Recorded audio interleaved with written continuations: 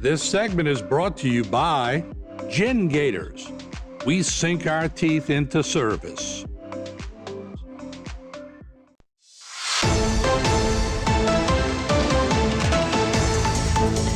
Hello and welcome back to this edition of Bayou Time. Again, your host, Keith Weissite, licensed clinical social worker with Terrebonne Home Care. Very glad you're joining us. However you may be joining us, we appreciate it very, very much. And whenever we want updates from Lafourche Parish, who do? We call the parish president, Archie Chaisson. Thanks for being here, my friend. Hey, Keith, good to see you again. Same here. Man, it's just, I can't believe it. It's the last week of May. We're looking at June 1st, and with that comes hurricane season. Hopefully with that doesn't come many storms, but I know you guys have been ready and prepared and talking about it. Yeah, Keith, it was weird. We held our annual kind of interagency hurricane meeting with all the parish-wide agencies, everybody from the sheriff's office to the water district, our hospital districts, the fire districts, our utilities, those partners across the spectrum. And it was weird to have that meeting again, right? We just came off of what seems like yesterday with Francine and dealing with it. Right. And here we are floating that date back out on the calendar. But Atlantic hurricane season, according to NOAA, is going to be another above average season. I think 60% above average with those 3 to 5 major hurricanes. And there's a graphic this morning from one of the local news meteorologists talked about the number of Category 5 and 4 hurricanes that have hit the Gulf of America coast in the last 5 or so years. And you think back to Laura, Delta, Zeta, Ida, it's been a struggle for us over the last 6 years. But look, as much as June 1st scares everybody, for us in the government world, it's really just another date on the calendar. It's not like we wait till June 1st to start prepping for stuff. Right. Working through the numbers, we have 35,000 sandbags already pre-filled. We have another 35,000 sandbags that are sitting on pallets empty, waiting to be filled if we need them by, our personnel, inmate labor, all the partnerships that we use to get through that. Not to mention what the National Guard has as far as super sacks, if we have to drop the big ones, the levees and stuff like that. We have 155 out of the 157 pumps that we have in Lafourche Parish up and running. Yep. Those last 3 are some that are down for maintenance, but we have portable pumping capacity there. If we need it in the case of a major rain event or a tropical event. So pumping capacity for us is not much of an issue, but still working with our partners over the levee districts to make sure that they're still putting dirt on top of dirt, right? Both in North and South Lafourche, that all of our floodgates and water control structures are operational. So we check down the list, working with our sheriff's office to make sure that evacuation plans are still there. How do we get people out? How do we get people back in when it's time and when it's safe? And then still a very small component of people in temporary housing. So how do we look at sheltering and calling those evacuations when we have to make sure that people who are in not only those temporary houses, but in some sort of manufactured home, right? Whether a mobile home or an RV, if they're here down on a temporary basis, that we get those people out of there, that those structures are safe, and that our shelters are open. Really big partnership the last couple of years with the school board. We use both of our high schools in Central Lafourche and Thibodeau High as evacuation shelters. Both of those buildings are rated for Category 4 storms. So we did some partnerships with the school board that allowed us to put some very large transfer switches on those schools. Where we can put basically a 1 megawatt generator, which is an 18-wheeler size generator, on both of those facilities that will run the entire facilities. There's sewer plants, there are coolers in the cafeterias, the air conditions, the classrooms, whatever, so that we can keep people with lights on and bathroom facilities up and running in the case of a hurricane. And that was really big. And we had people in Thibodeau High for Ida. And while they have some small generators on the schools already, it wasn't something that ran the entire facility. So in the immediate aftermath of Ida, while the lights were on, we still had to figure out how to power up the rest of the facility. So working with the Corps of Engineers and GOSEP to try to get those mechanics out there after a storm is a whole lot more difficult than if you pre-planned it. Right. So learning from those lessons that we had during Hurricane Ida, we spent a couple $100,000 with the school board and put a big transfer switch on there.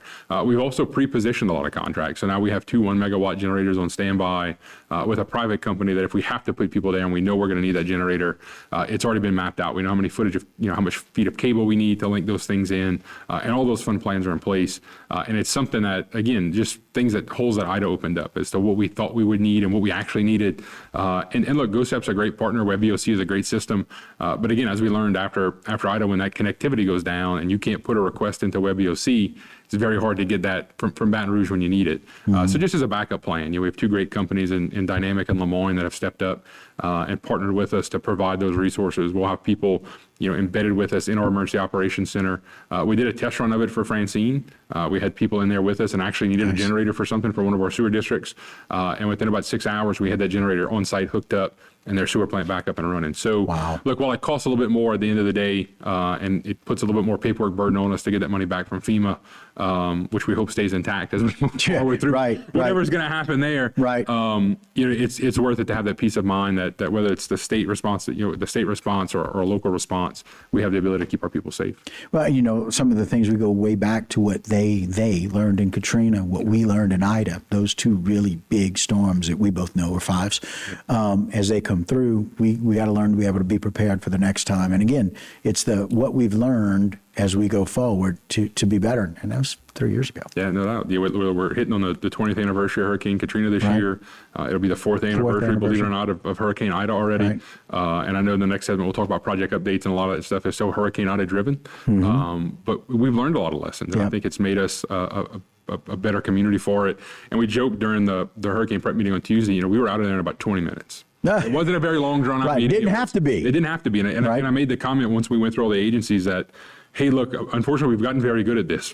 We know where everybody is in the process. We know what our roles are. We know what our responsibilities are. And it makes that coordination so much more seamlessly because we can, the sheriff's office knows where they fit in. The hospitals know where they fit in. The fire districts know where they fit in. Right. And because we've gotten so good at this, unfortunately, we can make it work. Plug and play. Right. Exactly. You name, you're here, you're doing this. Done. Moving on. Speaking of done, we're done with this one. We'll come back and do another. Absolutely. All right, guys. Archie's going to stick around. You do that as well. We'll be right back right here on Bayou Time. This segment was brought to you by Gin Gators. We sink our teeth into service.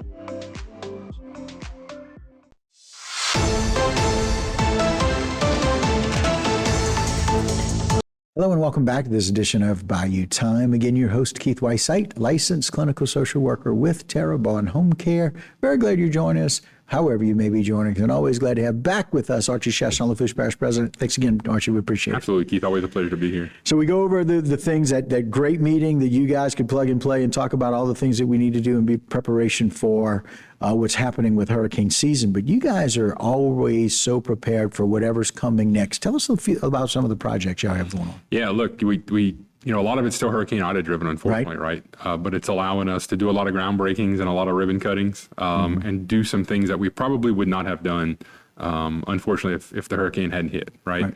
The biggest one for us, especially working south to north, is the Lafourche government complex. That thing was completely decimated during the hurricane. A lot of our damage from buildings stem from all the air conditions being on the roof. And as the wind tore those off, the roof came with it, water came in.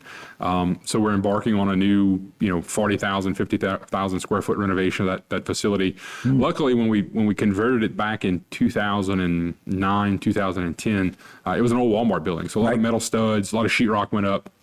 And flooring went down. So it was very easy to gut, right? We just pulled all the sheetrock and the flooring up, left the metal studs. And in some cases, we're reconfiguring the building to fit some better uses based on what's going back in there. But the library will have a huge, about a 15 or 18,000 square foot piece to the building with a new, one of the things that we incorporated in the new library portion is going to be a new small business incubator. Wow. So either after a storm or in the event you want to get a new business cranked up or help grow your current one, there'll be an incubator space in there with phones and computers and internet and printers and stuff that you can use on a daily basis to do that. It was something the community said they wanted, so we incorporated it in there. In the back of that facility is a brand new Head Start. For our Head Start kiddos from South Lafourche. We're currently busing those kids every day to Lockport to use that facility, which, 30 minutes on a bus. We do some educational programming with them while they're on the bus. Oh, cool. But being able to have them, a short drive in that classroom every day is going to be huge. We added a classroom. It went from 4 to 5, so we'll have 5 classrooms in South Lafourche now. Growing enrollment, growing numbers. A number of people want to take part of that Head Start program, so we'll be doing it there. And of course, we have the government side that has the assessor, the clerk of court, the DA, the registrar of voters, our community action agency office, and then we'll have a small kind of what I just called the parish office in the middle that somebody will be there doing permits once a week and stuff like that. If we need to meet down there, we'll have a space down there to throw a meeting together, and a conference room together. But it'll be a great new facility. The other building we're really proud of in South Lafourche now is the new Galleon Health Unit. Just again, another building that was completely decimated by the hurricane. Thought we might be able to rehab it, but then we got into the kind of remediation work. We found a whole bunch of termites. So we decided just to bulldoze it, went to FEMA and the insurance and said, hey, we're going to build a new one. But again, a brand new state-of-the-art facility. One thing that I'm sure you will be proud of is there will be a mental health component and a clinician space in there. Thank you for that. that Dr. Nicole Bourgeois and her staff will use as part of the opioid funding in the Lafourche Brief Therapy Program that we've partnered to put together with those dollars. So knowing that, people have transportation issues and it's hard sometimes to get from, Galliana Cutoff, Golden Meadow, up to Matthews or Thibodeau even. So having that space that we can have some clinicians in there working every day, every week to help meet that need down in South Lafourche is a huge thing. So really proud of that building. We're going to be doing the grand opening, the ribbon cutting, I think the middle of June. Oh, that's awesome. They did a walkthrough yesterday on some punch list items, doing some final touch-ups and hanging curtains and stuff like that. But it'll be a great space to have open, and it'll still do all the great things that the health unit does, the vaccinations, the doctor visits, all that fun stuff that we typically do with our nurses and the health staff down there. But really excited about that mental health piece as we continue to put that together. So very good. I love the fact that Lafourche Parish has been so dedicated to making sure that component is identified, represented, and served. Yeah, and look, we have a lot of great partners, right? The sheriff's office and what they do with inside the correctional complex and outside. Our partnership with the DA's office and Ms. Heidi Irwin, who does their clinical work. So having that great kind of partnership between three different branches of government, basically, right? And we did a video series yesterday that's going to be highlighted in Philadelphia for the National Association of Counties on the work that those agencies are doing together. And the guys are really fascinated. They highlighted 3 communities across the country, and Lafourche was one of them for the mental health work that we're doing. And it was something that we recognized, and as I noted yesterday, we had the money for, so it was a no-brainer. Like, if we're going to tackle this and really try to make a difference in our community, now was the time to jump on that bandwagon with them. So we did it. I just left the presentation where I had to talk about how our psychiatric services has really been declined or depleted. And Lafourche has always been dedicated to making sure that we're doing. Now we got a great space for it as well. We do. And again, I give you guys credit all the time about your ability to partner and say all of us, we have to work together. We do. And it's so very good because of what you're bringing to fruition. Look, believe me, nobody wants me talking about their mental health. But we have some great partners that know how to do that. To be able to do it. It works out. Yep. Some final thoughts, Archie. Yeah, like the Lysol project we wanted to highlight today was just the courthouse annex. We have the two courthouses in Lafourche, the historic one that's across the street from this one and this annex. Got beat up a little bit by Hurricane Ida, really got beat up by Hurricane Francine. Right. A lot of water issues in Thibodeau for that one. Right. Very old building, water leaked in through the windows and the roofs and the bricks. And so we're again, gutting the entire complex. Yep. Our 2 judges that were in there having court have moved out to a separate office space, bouncing between our Matthews government complex and the old courthouse across the street, using courtrooms that the other judges aren't using on a particular week when they may be off duty. So we're trying to wrap up that project hopefully in the next couple of months. Found a lot of stuff in the walls that we didn't know was there, but we're going to have some shiny new buildings by the time we're done. Well, Archie, lots of great things going on. Love the fact y'all were able to do that quick meeting and really be prepared. Lafourche Parish is moving forward, and we're showing other people how to do it and do it well. So we appreciate your time. Certainly appreciate your leadership. Absolutely, Keith. Thank you. All right, guys, that'll do it for this particular segment and this Bayou Time. But don't go anywhere. A whole lot more right here on HTV.